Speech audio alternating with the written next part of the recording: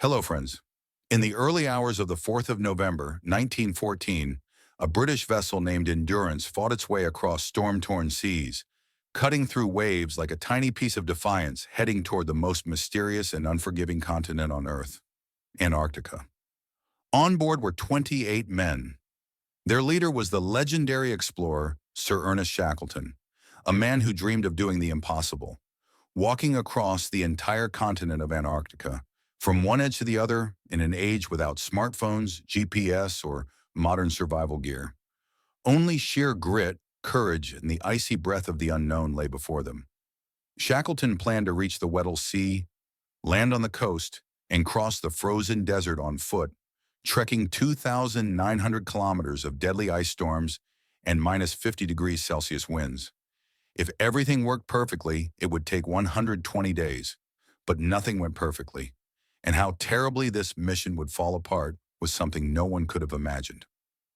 After reaching the whaling station at South Georgia Island, the last human settlement they would see, warnings echoed through the harbor. The weather was brutal, the Weddell Sea was choked with dense ice, and even seasoned sailors urged Shackleton to delay the mission. But Shackleton's mind was made of steel. He pushed forward. As Endurance entered the Weddell Sea, the ice grew thicker and heavier than anyone predicted. For weeks, they navigated narrow leads between shifting ice until on the 18th of January, 1915, the sea finally trapped the ship completely. The ice froze around Endurance like cement. The engines roared at full speed for hours as the crew tried to break free. Nothing moved. Men climbed out onto the ice and hacked at it with tools, desperate for release, but the ice won. Slowly, the ship drifted farther away from their planned landing point, helplessly carried by the frozen sea. Winter approached, a winter of endless darkness, howling winds, and temperatures that could kill a man in minutes. Shackleton ordered the crew to live aboard the trapped ship through the long polar night. Photographer Frank Hurley captured haunting photos of the ice squeezing the wooden hull like a vice. Cracks appeared. Groans echoed through the night. The ship was being crushed. On the 24th of October, 1915, the pressure reached a breaking point. A massive slab of ice slammed into Endurance, smashing her stern post. Water gushed in. The men pumped furiously for 3 days, but the inflow was faster than their strength. The ice refused to release its grip. Shackleton finally gave the order no explorer ever wants to give: abandon ship. They carried what little they could onto the floating ice. 1 month's food, 3 small lifeboats, a sledge, a few tools, and hope, the rarest resource of all. Then on 27th October, a terrifying crack rang through the frozen wasteland. The rear of the ship lurched upward 20 feet into the air as the hull snapped under the pressure. The Endurance, that loyal wooden warrior, disintegrated. Her bow dipped, froze, and sank beneath the ice. With it sank Shackleton's dream of crossing Antarctica. The men now stood on a drifting sheet of ice in the middle of the Antarctic Ocean, with no radio, no way to contact the world, and no rescue coming.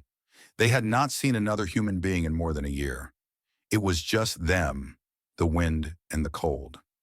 They set up camp on the ice and rationed every crumb. 1 biscuit per person per day, melted ice in tin cans held close to their chests to make a few tablespoons of drinking water. Shackleton lied to them, kindly, deliberately.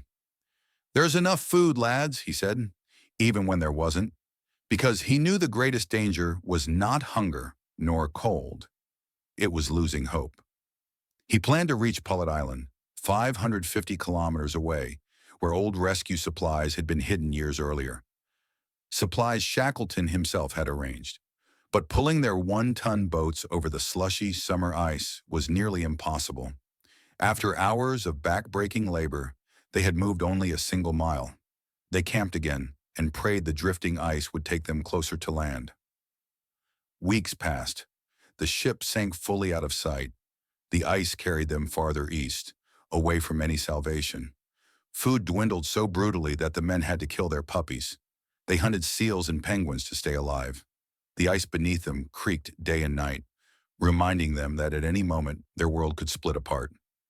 In March 1916, after more than a year trapped, they finally saw land, Joinville Island.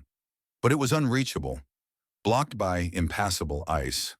The drifting floe carried them past it, past hope, toward the most dangerous water on Earth, Drake's Passage, where 12-meter waves kill even modern ships. If the ice carried them into that body of water, they would all die. When they were only days from being dragged into Drake's Passage, the ice beneath them shrank to a platform barely 50 meters wide. Shackleton made a life-or-death decision. The Rasurichia